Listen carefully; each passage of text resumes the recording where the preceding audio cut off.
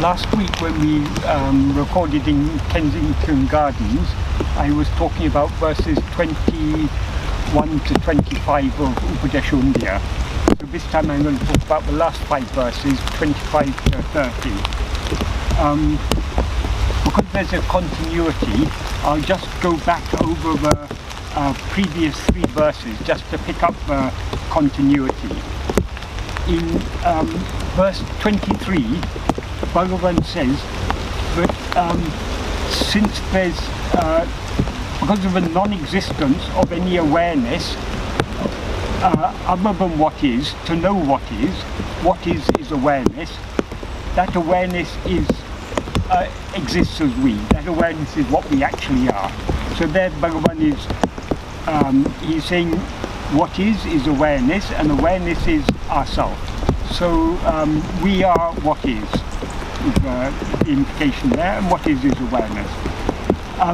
Then in the next 2 verses, 24 and 25, he explains why we are not aware of ourselves as we actually are. In verse 24, he says, in their existing nature, God and soul are one substance, or uporo. Upadēśa Undiyār. Upadēśa Undiyār, only their awareness of adjuncts is different. Therefore, in verse 25, he concludes by saying, Tane Upadēśa. Upadēśa means leaving oneself, or without, leaving upadis, leaving adjuncts, knowing one, I'll read the whole thing. Tane Upadēśa overdue, that is, knowing oneself, leaving adjuncts, or without adjuncts, Tan, Isan Tane Unavadam, that itself is knowing God. Why? Tanai Olivadal, because God shines as oneself. In other words, because we and God are one substance, and the only reason why we seem to be different from God is the adjunct that we mistake to be ourselves. If we remove these adjuncts, if we know ourselves without these adjuncts, then we are knowing God. Because God is what shines as ourself. There the implication is God is Uludu, what is, and therefore Unuvu, what is aware. The adjuncts that we take to be ourselves are, Bhagavan summarized all the adjuncts with one word, body, but he clarified in verse 5 of Upadēśa. But when he uses the term body in this context, he's not just referring to a physical structure, he's referring to the life, to the mind, to the intellect, and to the will that animate this physical structure. So, because we never experience a dead body as ourself, it's always a living body what we experience as I. And not only is it a living body, it's a body that seems to be awake, so it's got mind, intellect and will functioning through it. So all these five together, these are what are known in Sanskrit as Panchakosha, the five sheaths. These five sheaths, five coverings, are the adjunct that we take to be ourselves. Because we take ourselves to be the body, we seem to be separate from God, even though God is our real substance. God here doesn't mean God just in a personal sense of a God up there in heaven or something. But God here in the context, Bhagavan is clearly implying God is what he referred to in the previous verse, in verse 23, as Uludu, what is, or that which actually exists. And what is the nature of what actually exists? As he explains there, it is awareness. And that awareness is what we actually are. So what is God, awareness, ourself, all these are different names for the same thing. The differences seem to arise only because we rise as ego and take ourselves to be a body. So if we set aside this body, remove this body identification and are aware of ourselves as we actually are, that is knowing God, because God is what shines as ourself.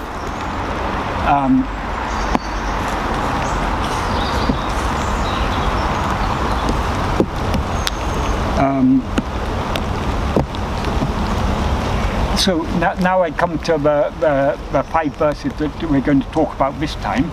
The next verse is verse 26, so this is a continuation of the same idea. Here he says, Tanai iritale, tanai aridalam.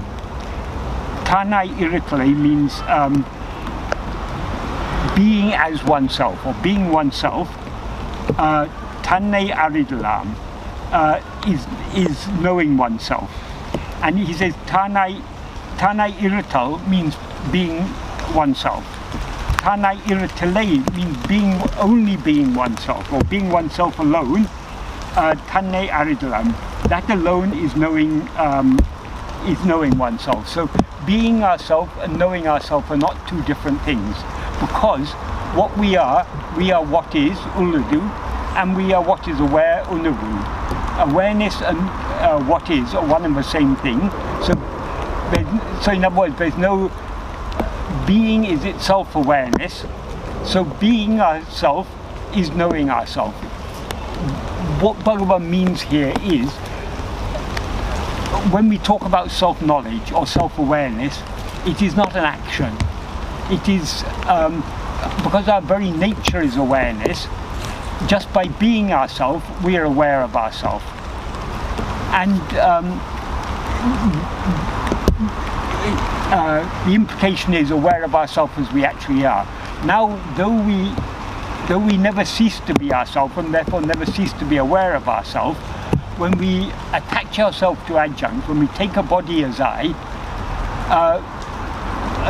we create a seeming separation which is not actually real. If we investigate this ego that is aware of itself as I am this body, the ego will disappear, and what will then remain is pure self-awareness. And by just being that self-awareness is knowing oneself, because it is awareness. That's what he's saying here. So it's knowing ourselves is not an action of knowing. To know something else, it requires all other knowledge is mind mediated. It entails a movement of our attention away from ourselves towards some other thing. But to know ourselves, no such movement is necessary. So what is called knowing oneself is nothing but just being oneself. So this is why, by practicing Atma-vichara, that is by investigating ourselves, by fixing our attention on ourselves, when our attention goes out towards other things, the mind and ego, well, the ego rises and becomes active, thinking so many thoughts. But when the ego turns its attention back to itself, it subsides into a state of just being. That is what Bhagavan had earlier explained in verse 9, when he said, Bhava Balatina, by the strength of meditation. Meditation there referring to what he called in the previous verse Ananya Bhava. That means meditation on nothing other than oneself. In other words, self-attentiveness. By the strength of that self-attentiveness, Bhavanatita, going beyond all meditation, beyond all thinking, beyond all imagination. Sabbhava tu iritale. Sabbhava means the state of being, or one's own real state, one's own real being. Sabbhava tu iritale, being in one's own real being, in one's own real state. Parabhakti Tattvam, that is the supreme devotion. So all these verses are connected. Bhagavan, one thing that Bhagavan is stressing throughout Upadēśa Undiyār, what we are seeking to attain is our own real nature, and we cannot attain our own real nature by doing anything, but only by being. So this the emphasis Bhagavan puts on being throughout Upadēśa Undiyār is very, very strong. He says, in verse 2 he says, karma cannot give liberation. Whatever actions we do, it cannot remove the basic ignorance, I am this body. That basic ignorance, I am this body, is what is otherwise called ego. That cannot be removed by any action. But that which does action, which feels I am doing, is the ego. So long as there's any action, the ego exists there as the actor, as the doer. So to get rid of, to eradicate this ego, action can never be a means to eradicate the ego. Only just being, summa irupadu, just being, is the means to eradicate the ego. And how to just be? So long as our attention is moving outwards, we're rising as ego. When our attention is turned back towards ourselves, we remain in that state of just being. That's what Bhagavan refers to in verse 9 as Sabbhava Tirutale. And he calls that Parabhakti, Bhavanatita, beyond meditation, beyond thinking, beyond imagination, beyond any mental activity. That in that state of being, that is where the true self-knowledge shines forth. Because the self-knowledge is nothing other than that state of being. So in the first line of verse 26 he says, Tanai iritale, tanai aridlam. Being oneself alone is knowing oneself. And then in the next line he explains the reason, Tani rendatradal, because oneself is devoid of two, it literally means, or one. That means because we are not two things, it's not knowing ourselves is not one thing knowing another thing, it is just ourself knowing ourself. So we can know ourselves only because our nature is awareness, our nature is pure self-awareness. So just by being ourselves, we are knowing ourselves, and there's no two things involved there. There's not a knowing self and a known self. Perceiving self and a perceived self. There's only one self, but its nature of which is pure self-awareness, and that just by being itself is knowing itself. And then in the last line of this verse, Bhagavan says, Tanmaya nishte idu undipara. Idu means this. Tanmaya nishta. Tanmaya is a Sanskrit term. Tat means that, or it. And in philosophical literature, it's often used to refer to our real nature, Brahman, is referred to as that. As in the Mahavakya, Tattvamasi, you are that. That there refers to Brahman. So what we actually are is Brahman, the one absolute reality, which is what Bhagavan calls in Tamil Urdu, what is. So, Tanmaya Nishta, Tat means that. Maya, not to be confused with Maya, but it's a short Maya, is a Sanskrit suffix that means composed of. So Tanmaya means composed of that, and Nishta means abidance or steadfastness or fixedness. So being fixed as that, this is the state of being fixed as that. In other words, this is the state of Brahmanishta, of abiding as Brahman, of just being Brahman. Why? Because Brahman is nothing other than ourself. So that's verse 26. Then in verse 27 is a very interesting verse, but the meaning is very deep but not very obvious, unless one understands the background philosophy which we learn from Bhagavan's teachings. What he says here is Arivariyameyum atradu arive. That means that which is devoid of awareness, well, knowledge and ignorance, or awareness and ignorance,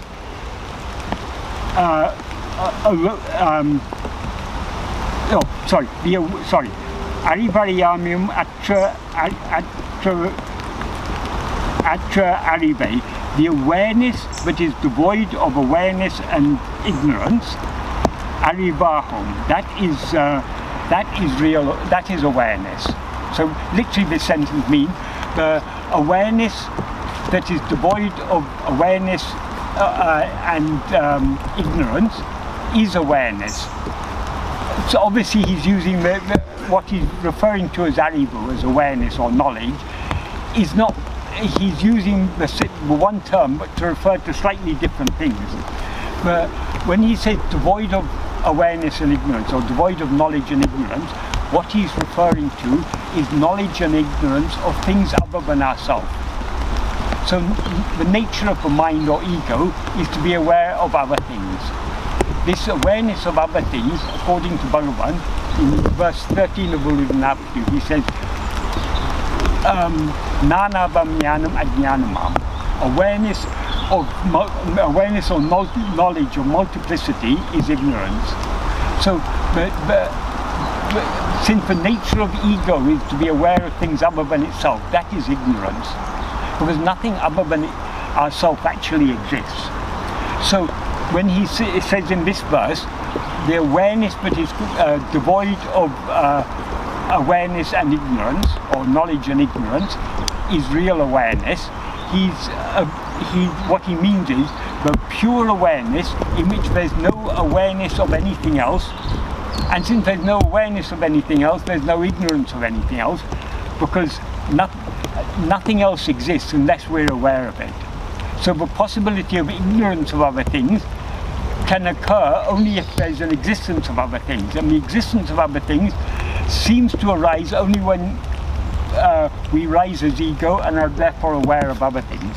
So, in other words, in the state of real self-knowledge, in the state of pure self-awareness, there's no awareness of anything else, nor is there ignorance of anything else, because there's nothing else either to know or not know. And then in the next sentence he says, Unmayidu, this is the truth, this is the reality. Why? He gives the answer in the next sentence, Arivadaku ondrile, there's nothing to know. In other words, Bhagavan is denying the existence of anything other than ourselves. What actually exists is only ourselves. Everything else is a mere appearance. It appears because we rise as ego, all these things seem to exist. When we don't rise as ego, nothing else seems to exist. What he says in this verse is he says in a more fleshed out manner in verse 12 of Upadēśa. So it's worth reading verse 12 of Upadēśa along with this. In verse 12 of Upadēśa, the first sentence is more or less the same as the first sentence of verse 27 of Upadēśa Undiyār. Arivariyameyum atradu arivame. So that means that which is devoid of knowledge and ignorance, or awareness and ignorance,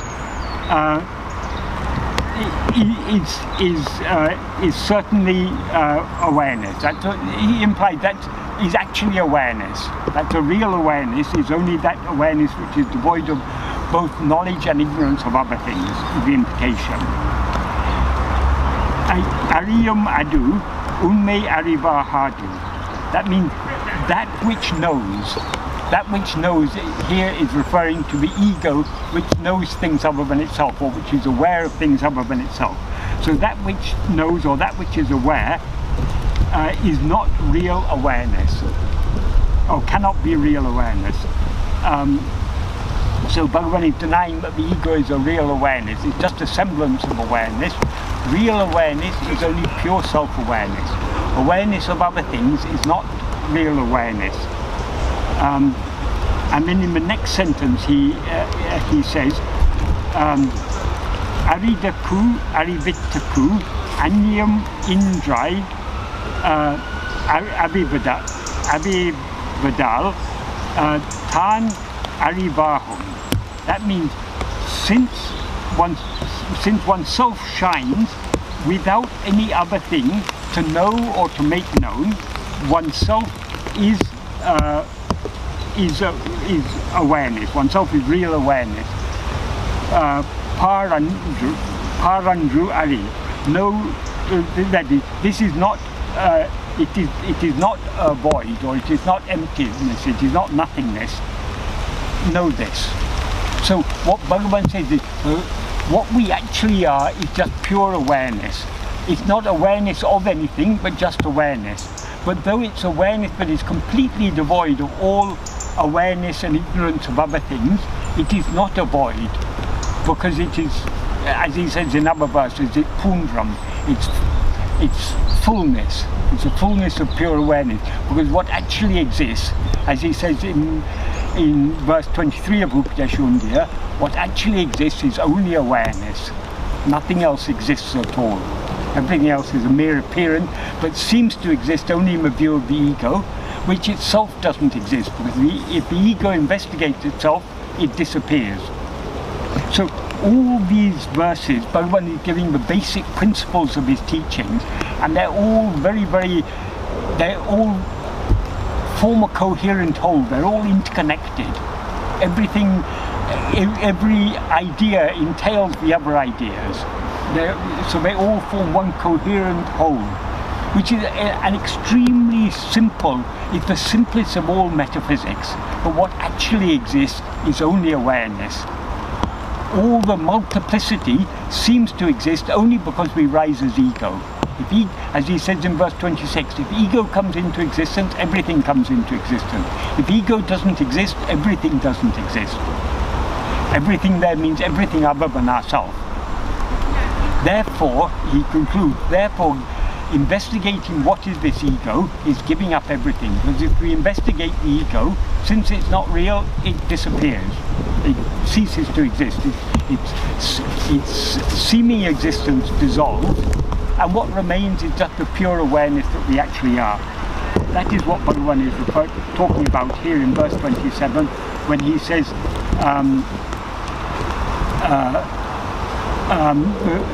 only the awareness that is devoid of awareness and ignorance is real awareness. Unmeidu, this is the truth, because there's nothing else to know. So that's verse 27. Then in verse 28, he describes what is he describes the nature of the state of self-knowledge, what actually exists in that state. Tanadil yadu ena tan teri hil pin. That is, if one knows the real nature of oneself, tanadu is a poetic lengthening of tanadu, which means one's own or of oneself. So tanadu il means the nature. If one knows the nature of oneself, if one knows what the nature of oneself is, pin, then what remains? or what is known, what exists, what shines, is, then he explains in the last two lines, Anadi Ananta Sat Undipara, Akhanda Chidananda Undipara.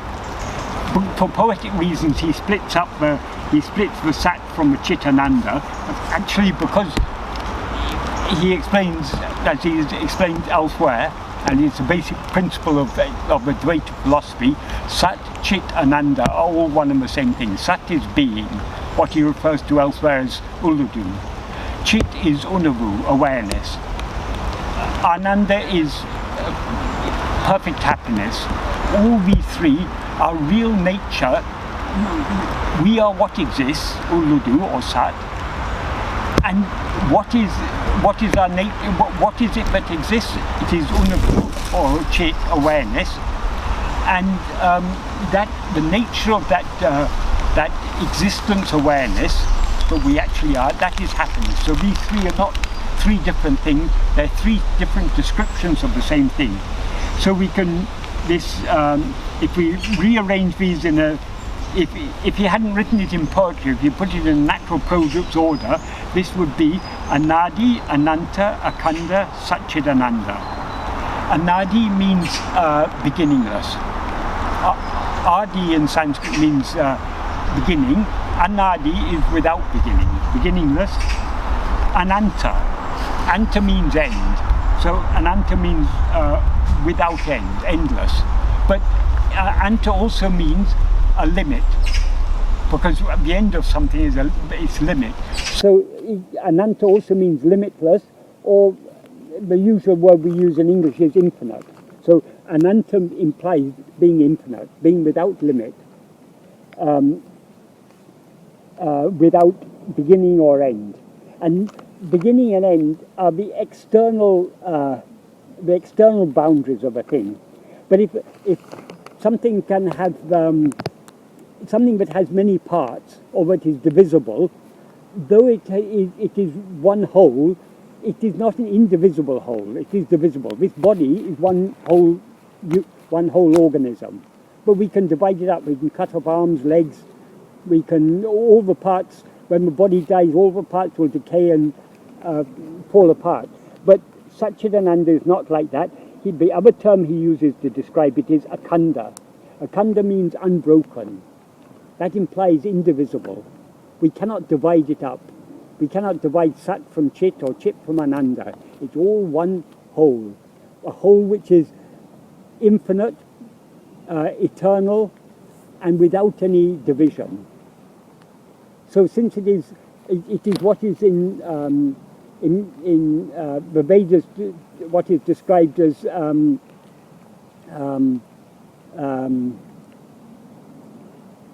Ekameva Advitiyam. That means one only without a second. Because it's infinite, there's nothing other than it. Because it's indivisible, there are no parts. So it alone is the one whole, indivisible substance or reality, what actually exists. So that is our real nature. Our real nature is nothing but infinite, eternal, and indivisible Satchidananda. Since it is eternal and indivisible and infinite, no ego can ever have come into existence. So when we investigate ourselves, it's not as if there was once an ego which existed for some time and then ceased to exist. The knowledge that we know when we investigate ourselves is that the ego is ever non-existent. There has never ever been such a thing as ego. That's what he said in verse 17, where he's referring to the ego as mind there.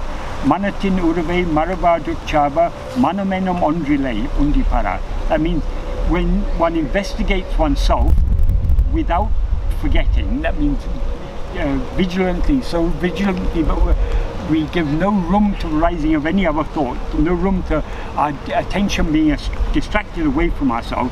When we investigate ourselves so keenly, manam enum ondrile, there's no such thing as mind at all. There's no such thing as mind, implies there's no such thing as ego. The ego, as he clarifies in the next verse, ego is the root and essence of the mind. So, so what actually exists is only this infinite, eternal, unbroken Satchidananda. That's verse 28. Then in verse 29, he says, Bandha vidatra parasukum utrava indanilai nitral undipara irepani nitralam undipara. Indanilai nitral means standing in this state, implying the state of Satchidananda. Standing or abiding firmly in this state, or being in this state, or being as this state of Satchidananda, Bandha vidatra parasukum utravaru, thereby attaining the supreme happiness that is devoid of bandha and vidu. Bandha means bondage, vidu means moksha, liberation. So, devoid of bondage and liberation. Bondage and liberation can exist so long as there's an ego. The nature of the ego, it's bound by all its limitations. It's bound itself to a body, so all the limitations of the body it's taken on as its own. That is bondage. And because of it limiting itself, it gets desire for other things, and its desires bind it more and more. So the nature of the ego is bondage. So as ego, when we want to be free of this ego, free of the limitations imposed upon ourselves, that we've imposed upon ourselves by rising as ego, that we call liberation. So as long as we rise as ego, liberation seems to be a real goal to attain. But when we actually attain liberation, we will find there was never any ego, therefore never any bondage, and without bondage, liberation is meaningless. So that's why Bhagavan says, it's this ultimate state of supreme bliss is beyond, it's devoid of bondage and liberation. He says a similar thing in verse 39 of Upadēśa. Only so long as one takes oneself to be someone who is bound, are there thoughts of bondage and liberation. But if we investigate who is this one who is bound, the one who is bound means the ego, and thereby when we see ourselves by investigating who is this one who is bound, the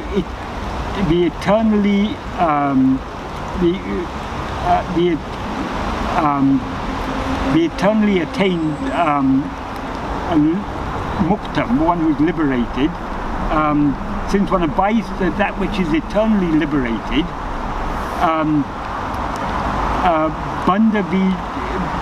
bandha chinte, the thought of bondage will not remain. How then can there be thought of liberation? So bondage and liberation are just thoughts that are real for the ego, but when ego ceases to exist, there's no bondage, no liberation. So Bhagavan describes this state as this state, abiding in this state, thereby attaining the state of the supreme happiness that is devoid of bondage and liberation. In the last line he says, Irepani nitralam. Irepani in Tamil, it can have two meanings. One meaning is Irepani can mean service to God. So Irepani nitralam means abiding in the service of God. That is, what is the best service we can do to God? Not rising as ego, just abiding in the supreme state of happiness. Sadhu Om said, God doesn't need, to explain it, Sadhu Om used to say, God doesn't actually need any service from us. But when we rise as the ego, we give him the trouble of appearing externally as Guru in order to tell us to turn within. So God has to chase after us to bring us back to our home. If we don't leave our home, if we remain in our home, in our natural state of just being, of pure Satchidananda, if we never rise from this state, we save God the bother of having to come running after us. So in this sense, this is abiding in the service of God. Pani can also mean, panital is a verb meaning enjoined. So irepani nitral can also mean abiding as enjoined by God, as God instructed. This is, in other words, what God wants us to do is just to abide in this state of supreme bliss. He doesn't want anything else from us. And if we do that, that is serving Him.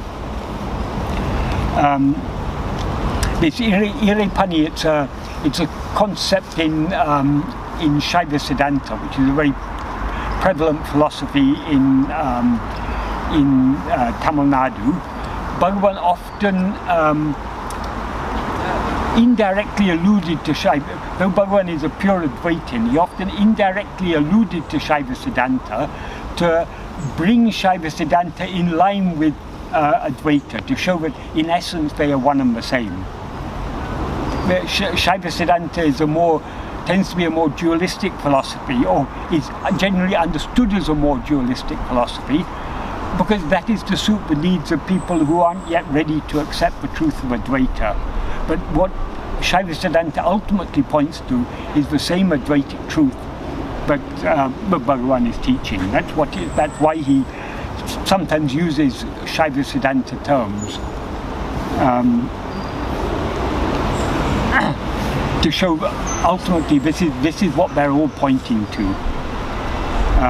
So in a certain sense, by using this Shaiva Siddhanta term here, he's reinterpreting Shaiva Siddhanta in an Advaitic sense. And then that's verse 29. Then in the last verse, verse 30,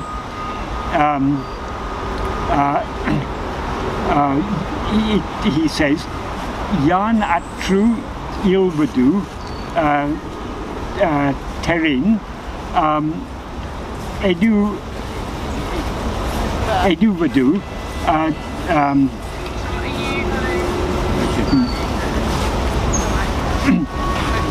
Yan atru ilvadu terin adu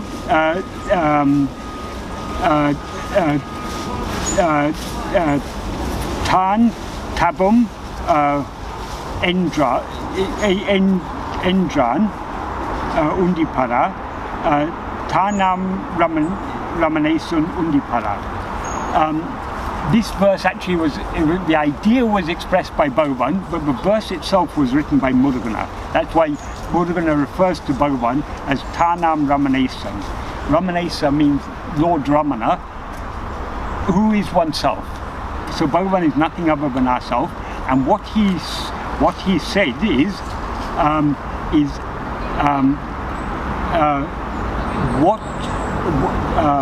what exists if one knows that which remains after I ceases to exist, that is good tapas. So what remains after I ceases to exist is that state of Satchidananda, the state of supreme bliss that he referred to in the previous two verses. So if one knows that, that itself is good tapas. So, because the context in which he brings in tapas here, because Upadēśa Undiyār was written in the context of a Puranic story, that is a mythological story about some rishis who were doing so-called tapas in Dwarakavana, in a forest called Dwaraka. They were doing these karmas, they were doing Vedic rituals in order to gain powers. And for the sake of power they were doing this. That is not real tapas. The tapas means austerities. They were doing austerities and rituals and everything, but not in order to surrender themselves to God, but in fact they didn't even accept God. They thought their karmas are of a supreme power, so there's no God except karma. That was their belief. So according to that story, Lord Shiva came in order to save them from their ignorance, their attachment to karmas, to break their attachment to karmas and put them on the path to liberation. Lord Shiva appeared along with Mohini. Mohini was a beautiful enchantress who was actually Vishnu in the form of an enchantress, who who first appeared in the forest, and seeing her beauty, the rishis were, because they were full of so many desires, they obviously hadn't conquered lust, so they were overcome by lust and they started following her. And Lord Shiva came as a naked mendicant, and seeing his divine luster, the wives of the rishis started following him. But when the rishis came to know this, they became very angry, and they started to do all their rituals in order to release very powerful weapons. But none of them could do anything to Lord Shiva, could harm Lord Shiva in any way. So finally their pride was subdued, and they prayed for him to give them Upadēśa, which is what Bhagavan wrote. Mudgana asked Bhagavan, but Mudgana was writing a poem in Tamil called Tiruvannamalai, in which he was describing various Shiva Leelas, various plays of Lord Shiva, but he was saying the Shiva who did all these is nothing but Ramana. So when he came to this story, since it is Bhagavan, since in Mudgana's Baba, Bhagavan is nothing but Lord Shiva,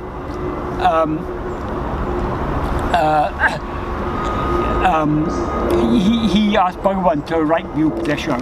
So that is how Bhagavan wrote these 30 verses. I think that is the conclusion of Upadēśa Undiyār.